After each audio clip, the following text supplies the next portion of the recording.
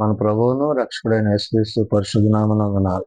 దేవుని సంగమ ప్రియమైన బిడ్డలారా, మన ఉదయకాల సమయం దేవుని వాక్యాన్ని ధ్యానించడానికి ముందుగా ప్రార్థన చేసుకున్న ప్రార్థన. కృపగల తండ్రి, దయగల యేసయ్య, బంగారు పాదాలకు లెక్కలేని వందనాలు, స్తుతులు, స్తోత్రములు. గతించిన రాత్రి అంతా నీ రెక్కల చాటును కాచి కాపాడి సంరక్షించిన మన ఉదయకాల సమయం సజీవ లెక్కను చేసి ప్రార్థించగా వాక్యమైన దేవుడు వాక్యం ద్వారా నాతో మాతో మాట్లాడి మీరే మహిమగంతా ప్రభావాలు పొందమని వేసినామని అడుగుతున్నాను తండ్రి. ఆమె ప్రియమైన సంగమ ప్రియమైన బిడ్డల నిర్దమ్మకు ఏర్పాటు చేయండి వాక్య భాగము క్రితము తరువాతి 17వ ఆదివారం కొరకు ఏర్పాటు చేయబడిన సువార్త వాక్య భాగము లూకా సువార్త 14వ అధ్యాయము 1 నుంచి 11 వచనాలు ధ్యానం చేసుకున్నాము. క్రితము తరువాతి 17వ ఆదివారం కొరకు ఏర్పాటు చేయబడిన సువార్త వాక్య భాగము లూకా సువార్త 14వ అధ్యాయము 1 నుంచి 11 వచనములు ఈ విధంగా రాయబడినవి. విశ్రాంతి దినమున ఆయన భోజనము చేయుటకు పరిసయ్యుల అధికారులలో ఒకని ఇంటికి వెళ్ళినప్పుడు ఆయన ఏమి చేయునో అని వారు ఆయనను కనిపెట్టుచుండిరి. దేవుని సంగమ ప్రియమైన బిడ్డలారా, యేసుక్రీస్తు ప్రభువారు పరిచర్య చేయుచున్న దినాలలో మరి విశ్రాంతి దినాన ఆయన చేయకూడని పని ఏమన్నా చేయనేమో అని మరి పిలిచిన యొక్క పరిసయ్యులు ప్రభువును గూర్చి కనిపెడుతున్నారు. అంటే విశ్రాంతి దినాన్ని ఆచరించవలసిన నియమ నిబంధనలు వారు గుర్తెరిగి ప్రభువు మీద, ప్రభు చేయి పనుల మీద వారు నిందలు వేయాలని తలంచారు. కానీ ఇక్కడ పరిశుద్ధాత్మదేవుడు మరి భక్తులైన లూకా ద్వారా రాయించిన ఈ మాటలలో మరి విశ్రాంతి దినాన ఆయన చేసిన కార్యము ఏమైనదో చెప్తూ, విశ్రాంతి దినం ఆయన భోజనము చేయుటకు పరిసయ్యుల అధికారులు ఒకని ఇంటికి వెళ్ళినప్పుడు ఆయన ఏమి చేయనని వారు ఆయన కనిపెట్టుచుండిరి. అప్పుడు జలోదర రోగము గల ఒకడు ఆయన ఎదుట ఉండెను. ఏ ఇంట్లో అయితే ప్రభు ప్రవేశించారో ఆ పరిసయ్యుల అధికారి ఇంట్లో ఆ సందర్భంలో ఈ జలోదర అనే రోగం కలిగిన ఒక వ్యక్తి ఆయన ఎదుట ఉన్నాడు. అంటే ప్రభు ఎదుట తను పెట్టారు వాళ్ళు. అంటే ఇప్పుడు ప్రభువునికి విందుకి పిలిచారు కానీ ఆయన విశ్రాంతి దినాన్ని చేయకూడని పని చేస్తాడని, ఆయన చేస్తే ఆయన్ను మరి విశ్రాంతి దినాన్ని ఎందుకు ఈ విధంగా చేశామని ఆయన మీద నింద మోపాలని వాళ్ళు చూశారు ఈ పరిసయ్యుల అధికారులు. కాబట్టి ఇక్కడ అప్పుడు జలోదరాను రోగము గల యొక్క ఆయన ఎదుట ఉండెను. యేసు విశ్రాంతి దినమున స్వస్థపడుట న్యాయమా కాదా అని ధర్మశాస్త్రోపదేశకులను పరిసయ్యులను అడుగగా వారు ఊరకుండిరి. అంటే ఇక్కడ ఆ వ్యక్తిని స్వస్థపరచడానికి ముందు ప్రభు అక్కడ ఒక మాట మాట్లాడారు. ఏమని? విశ్రాంతి దినాన స్వస్థపరచుట న్యాయమా కాదా అంటే, ఈ రోజు విశ్రాంతి దినం కదా, ఈ దినాన మరి స్వస్థత పని చేయటం న్యాయమేనా, మంచిదా కాదా అనే విషయాన్ని అక్కడ చెప్పి అని ధర్మశాస్త్రోపదేశకులను పరిసయ్యులను అడుగగా వారు ఊరకుండిరి. ఈ మాట ప్రభు అక్కడ అన్న ఆ ధర్మశాస్త్రోపదేశకుల్ని, ఆ పరిసయ్యుల్ని ప్రభు అడిగినప్పుడు వారు ఏమీ సమాధానం చెప్పకుండా మౌనంగా ఉన్నారు. వారు ఊరకుండిరి. అప్పుడు ఆయన వారిని చేరదీసి స్వస్థపరిచి పంపివేసింది. ఎవరైతే ఈ జలోదర అనే రోగం కలిగిన వ్యక్తి ఉన్నాడో ఆ వ్యక్తిని అంట ప్రభు చేరదీసి అతను స్వస్థపరిచి పంపేశాడు. అంటే ఆ బలహీనత నుంచి ఆ వ్యక్తిని తప్పించి అతన్ని తిరిగి ఆరోగ్యం దయచేసి అతన్ని ఆయన పంపిన విధానాన్ని ఇక్కడ మనం చూడగలం. అయితే ఇక్కడ ప్రభు విశ్రాంతి దినాన్ని మరి ఆచరించలేదు, ఆయన ఈ కార్యం చేశాడు అనే ఒక నింద మోపాలని ఆ యొక్క పరిసయ్యులు అధికారులు తలంచారు. అయితే ప్రభు అక్కడ చేసిన పనిని బట్టి మీలో ఎవని గాడిదైనా కానీ ఎద్దైనా కానీ గుంటలో పడిన ఎడల విశ్రాంతి దినమున దాన్ని పైకి తీయడా అని వారిని అడిగారు. ఈ మాటకు వారు ఉత్తరము చెప్పలేకపోయారు. అంటే ఆ వ్యక్తినే కాదు, అంటే ఆ జలోదర రోగం గల వ్యక్తిని స్వస్థపరచడమే కాదు, ఒకవేళ మీది ఈ సొంతది ఏదైనా కనుక ఓ గాడిదో కానీ ఎద్దో కానీ ఓ గుంటలో పడిపోతే ఇవాళ విశ్రాంతి దినం కదా, ఈ విశ్రాంతి దినాన్ని మరి ఏ పని చేయకూడదు కాబట్టి ఆ విధంగానే దాన్ని అందులో ఉంచుతారా? తీయకుండా ఉండరు కదా, తీస్తారు కదా అనే మాటని ఇక్కడ ప్రభు చెప్పారు. అంటే విశ్రాంతి దినానికి వాళ్ళు ప్రాముఖ్యత ఇస్తున్నారు తప్ప ప్రభు చేసే కార్యాలకి, దేవుని యొక్క ఉద్దేశానికి వారు ఏమాత్రం భయపడట్లేదు. అంటే ఆచారయుక్తమైన అలవాట్లకు, కట్టుబాట్లకే సిద్ధపడుతున్నారు కానీ వారి పట్ల ప్రభు చేసిన కార్యాన్ని, వారి మధ్య ప్రభు చేసిన ఆ స్వస్థత కార్యాన్ని చూసి వారు మార్పు లేని వారిగా, వారి హృదయాలు ఎట్టి స్థితిలో ఉన్నవో ప్రభు ఇక్కడ గుర్తు చేస్తారు. అందుకనే విశ్రాంతి దినమును స్వస్థపరచడం న్యాయమా కాదా అని వారిని ప్రశ్నించి, అంటే ముందే ప్రశ్నించారు. ఎందుకని? వారి హృదయాలు ఎలాంటివో, వారి హృదయ ఆలోచన ఎలాంటివో, వారికి విందుకు పిలిచారే కానీ విందుకంటే ముఖ్యంగా ఆ జలవదల రోగం గల వ్యక్తిని ఆయన స్వస్థపరుస్తాడు కాబట్టి ఆయన మీద నిందలేయాలని, ఆయన్ని ఏదో విధంగా ఇబ్బంది పరచాలని చూశారు. కానీ ప్రభు వారి హృదయాలు ఎరిగిన దేవుడు కాబట్టి ఆ విధంగా ఆయనకి చెప్పారు. రెండోదిగా, పిలువబడిన వారు భోజన పంక్తిని అగ్రపీఠం మీద ఏర్పాటునకు చూచి ఆయన వారితో ఈ ఉపమానము చెప్పాను. ఇంకో ఉపమానం ప్రభు అక్కడ చెప్తున్నారు. ఏంటి? మొదటిదేమో విశ్రాంతి దినాన్ని స్వస్థపరచటం న్యాయమా కాదా అని ఒకటి చెప్పారు. రెండోది 7వ వచనం నుంచి 11లో ఆయన అంటాడు ఏమని?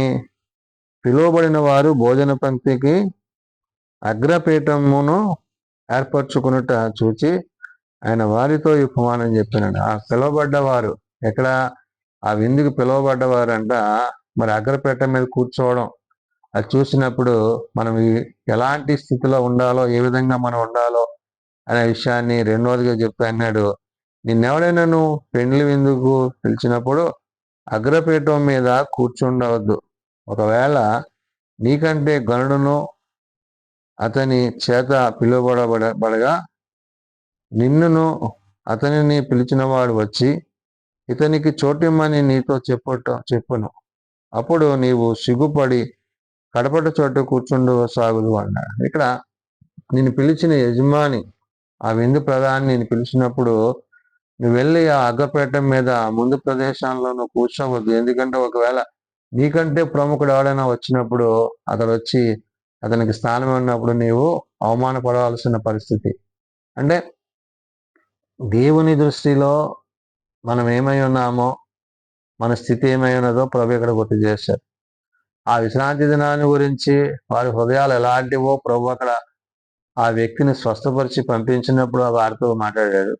రెండోది, ఇక్కడ అగ్రపీఠం మీద ఉన్నత స్థలముల మందు కూర్చోవాలి, మరి అందరికంటే ముందుగా ఉండాలని తలంచే ఆ యొక్క తలంపు ఆలోచన ఏదైతే ఉందో దాని గురించి, వినయ మనస్కుని గురించి ప్రభు అక్కడ రెండో ఉపమానం బోధించి అని అన్నారు.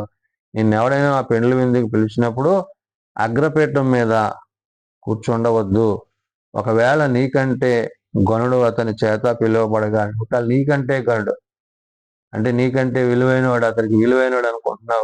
వచ్చినప్పుడు నీవు అతని ముందు నువ్వు చిన్నబోతావు కాబట్టి నువ్వు ముందు వెళ్ళద్దు అనే విషయం చెప్తూ, నిన్నును అతనిని పిలిచిన వాడు వచ్చి ఇతనికి చోటమని నీతో చెప్పును. అప్పుడు నీవు సిగ్గుపడి కడప చోటు కూర్చుండ సాగుదు. కాబట్టి ఇక్కడ అతనికి స్థలం ఇచ్చి మళ్ళా నువ్వు వెనక్కి వెళ్ళడం అనేది అది నీకు అవమానం.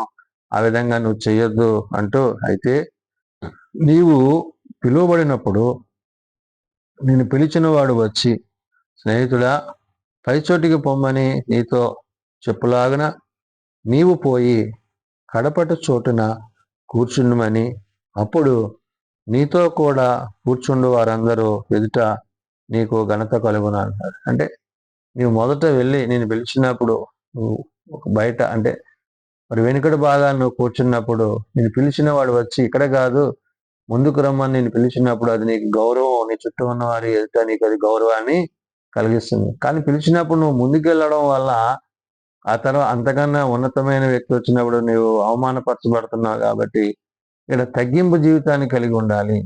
యేసు ప్రభు వారు మరి ఆ యొక్క విశ్రాంతి దినాన్ని స్వస్థపరచడం న్యాయమా ప్రాధాన్యత ప్రదర్శించడం ఉద్దేశం ఏంటంటే, పిలిచిన ఆ యొక్క పరిచయ అధికారి ఆయన్ని ప్రేమతో పిలవలేదు. ఆయన్ని ఏదో విధంగా ఇబ్బంది పరచాలని, స్వస్థపరుస్తాడని ఆ జలోదర రోగం కలిగిన వ్యక్తిని అక్కడ పిలవడం ఇవన్నీ కూడా జరిగినాయి. అంటే ఏంటంటే ఎప్పుడు కూడా ప్రభువు మీద ప్రేమ కలిగి కాదు, కానీ ప్రభువుని ఏదో విధంగా ఇబ్బంది పరచాలని వారు తలంచారు. ఇక్కడ ఈ ప్రభు ఇక్కడ రెండో ఉపమానంలో చెప్పేది ఏంటంటే, నిన్ను పిలిచిన పిలుపునకు నువ్వేమి ఉండాలంట, తగ్గింపు జీవితాన్ని కలిగి ఉండాలి. ఒకవేళ నువ్వు తగ్గింపు జీవితాన్ని కలిగి లేకుండా మరి పై చోటుకి వెళ్ళినప్పుడు నీకంటే ఉన్నతమైన వాడు వచ్చినప్పుడు నువ్వు సిగ్గుపడి వెనక రావాల్సి ఉంటుంది. కాబట్టి ఆ విధంగా ఉండకుండా నువ్వు ఎక్కడ ఉండాలో, నీవు పిలిచిన పిలుపుకు నువ్వు ఏ విధంగా ఉండాలో అనే విషయాన్ని ప్రభు అక్కడ గుర్తు చేస్తాడు. అయితే నీవు పిలువబడినప్పుడు నేను పిలిచిన వాడు వచ్చి, స్నేహితుడా పై చోటికి పొమ్మని నీతో చెప్పులాగన నీవు పోయి కడపట చోటన కూర్చుండము, అప్పుడు నీతో కూడా కూర్చుండు, వారందరి ఎదుటను నీకు ఘనత కలుగును. కాబట్టి నేను హెచ్చించేవాడు, నేను పిలిచిన వాడు అయినాడు. ఎవరైతే తమను తాము తగ్గించుకుంటారో వారు హెచ్చింపబడతారో. అటు తగ్గింపు జీవితాన్ని మీరు కలిగి ఉండండి. ప్రభు హెచ్చాలి, మనం తగ్గాలి. కాబట్టి ప్రభు బిడ్డలైన మనము, క్రీస్తుని కలిగి ఉన్న మనము ఎట్టి రీతిగా జీవించాలో చెబుతూ ఆయన అంటున్నాడు 11లో, తను తాను హెచ్చించుకునేవాడు ప్రతి వాడును తగ్గింపబడను, తను తాను తగ్గించుకునేవాడు హెచ్చింపబడును అంటాడు. కాబట్టి ఎవరైతే తమ తగ్గింపు స్వభావాన్ని కలిగి, తగ్గింపు అంటే దేవునికి ప్రాధాన్యత ఇచ్చి ఆయన ఉన్నతమైన స్థలములందు ఆయనను ఆశీర్వదం చేసి ఆయన ఎదుట మనం ఉండాలి తప్ప మనమే ఉన్నతమైన స్థలములకు వెళ్ళి ఆయనకు అవమానపరిచే రీతిగా మనం ఉండకూడదనే విషయాన్ని ప్రభు అక్కడ గుర్తు చేశాడు. కాబట్టి మన ఆలోచనలో, మన ప్రవర్తనలో, మన తలంపుల్లో దేవుని చిత్తం ఏమైనదో ఎరిగి ఆ చిత్తానుసారంగా మనం జీవించినప్పుడు మరి ఆ పిలుపునకు తగినట్లుగా మనం ప్రవర్తించడం అనేది మనకు ఆశీర్వాదకరము, దీవెనకరం అనే విషయాన్ని భక్తులైన లోక ద్వారా పరిశుద్ధాత్మ దేవుడు గుర్తు చేస్తున్నాడు. విశ్రాంతి దినాల్ని చేయకూడని పని చేశాడని ఆయన అవమానపరచాలనుకున్న ఆనాటి పరిస్థితులు అయితేనేమో కానీ మరి విందుకు పిలిచినప్పుడు నీవు అగ్రపీఠ మీద కూర్చున్నాక నీవు పిలువబడిన పిలుపునకు నువ్వు తగినట్టు తగ్గింపు కలిగి ఉంటే ఆయన తగిన కాలం మంది నేను హెచ్చించిన విషయాన్ని పరిశుధాత్మ దేవుడు తెలియజేసిన మాట. ప్రార్థన చేసుకుందాం. మమ్మల్ని మిక్కిలిగా ప్రేమించిన మా తండ్రి, కృప కలిగిన దేవ, నిజమైన ఆయన, ఈ లోకమందు మేము ఎట్టి వారమై ఉండాలో, ఎట్టి స్థితిలో మేము జీవించాలో మీ వాక్యం ద్వారా సెలవిచ్చి ఉన్నారు. మేము తగ్గింపు జీవితాన్ని కలిగి నీ యందును, నీ మాటల యందును, నీ ఉద్దేశముల యందును మేము జీవించుటకు, ప్రవర్తించుటకు నీ సహాయం దయచేయండి. అవునైనా పిలువబడిన పిలుపు తగినట్లుగా మేము ప్రవర్తించటకు, జీవించటకు నీ సహాయం దయచేయమని ప్రార్థన చేస్తున్నాం. అటు రీతిగా ప్రభు మరి విశ్రాంతి దినాన్ని గురించి అయినా మరి వారు ప్రభు నిన్ను అవమానపరచాలని వారు తలంచినప్పుడు వారి హృదయంతరంగా దేవుడు నైనా మరి దాన్ని సరిచేసి మరి విశ్రాంతి దినాన్ని చేయకూడని పని అని మీరు అనుకుంటున్నారే, అది కాదనే విషయాన్ని మీరు గుర్తు చేశారు. కాబట్టి మేలు చేయుటలో ఇసుకక, మేలు చేయటలో మరి వెనుదీయక మేలు చేయవారే ఉండాలని మీరు వాక్యం ద్వారా ఈ కుటుంబాలకు తెలియజేశారు. కాబట్టి నేడు నీ యందు మేమును మా యందు నీ మాటలు నిలిచినట్లు, మీరు మా హృదయమందు నిలిచినట్లు ఆ విధంగా మేము జీవించినట్లు ప్రవర్తించటకు సహాయం ఇచ్చారు. చిన్న బిడ్డలు, యవనులు, పెద్దలు, వృద్ధులు ప్రతి వారిని నీ వాక్యం చేత, నీ ఆత్మ చేత బలపరిచి భద్రపరచమని నేడు సబాతు దినాన్ని నీ సన్నిధిలో ప్రార్థిస్తుండగా, వాక్యం ఉండగా నీ వాక్యం ద్వారా కుటుంబాలతో మీరే మాట్లాడి మీరే మహిమ పొందమని, మీరు ఆకలికి తగిన సిద్ధపాటు మా అందరికీ దయచేయమని దీని దీవెనలతో నింపబండి యేసునామమున ప్రార్థించి వేడుకొనుచున్నాం తండ్రి. ఆమేన్. పరలోకమందున మా తండ్రి, నీ నామం పరిశుద్ధపరచబడుగాక, నీ రాజ్యం వచ్చుగాక, నీ చిత్తం పరలోకమందు నెరవేర్చినట్లు భూమి మీద నెరవేరుగాక. మాకు దయచేయం.